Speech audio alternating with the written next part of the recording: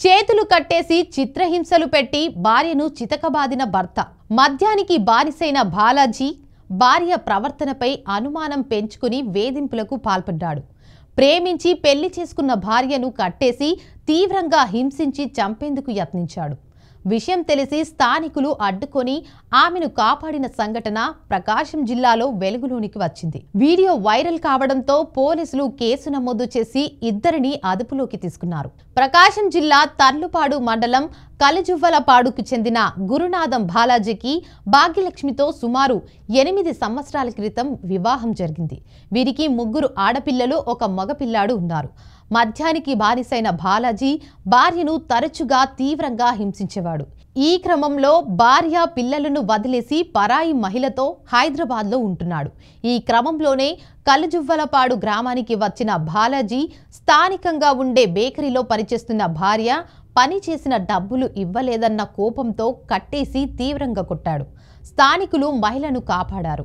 అటు కొన్ని నెలలుగా హైదరాబాద్లో ఉంటూ మరో మహిళతో సహజీవనం చేస్తున్నాడు. ప్రకాశం జిల్లా తర్లుపాడు మండలం కలిజువ్వలపాడులో ఉంటూ ఓ బేకరీలో పనిచేస్తున్న భాగ్యలక్ష్మి పిల్లలను పోషించుకుంటుంది. అప్పుడప్పుడు ఇంటికి వచ్చి వెళ్లే బాలాజీ భార్య సంపాదించుకుని దాచిపెట్టుకున్న డబ్బులు కూడా తీసుకుని వెళ్లేవాడు.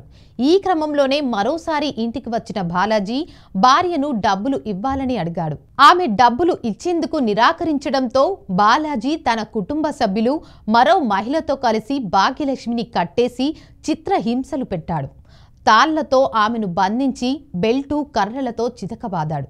అంతేకాదు, ఈ ఘటన మొత్తాన్ని వీడియో తీశాడు. ఈ వీడియో సోషల్ మీడియాలో వైరల్గా మారడంతోనే వెంటనే స్పందించిన దర్శి డీఎస్పీ లక్ష్మీనారాయణ విచారణకు ఆదేశించారు. వెంటనే గ్రామానికి చేరుకున్న సిఐ వెంకటేశ్వర్లు, ఎస్ఐ బ్రహ్మనాయుడు బాధిత మహిళ నుంచి వివరాలు సేకరించారు. ఇక ఈ ఘటనకు సంబంధించి కేసు నమోదు చేసి పోలీసులు దర్యాప్తు చేపట్టారు. బాధితురాలిని మార్కాపురం ప్రభుత్వాసుపత్రికి తరలించి చికిత్స అందిస్తున్నారు. భాగ్యలక్ష్మిపై దాడి చేసిన భర్త బాలాజీతో పాటు అతనికి సహకరించిన మరో మహిళను పోలీసులు అదుపులోకి తీసుకున్నారు.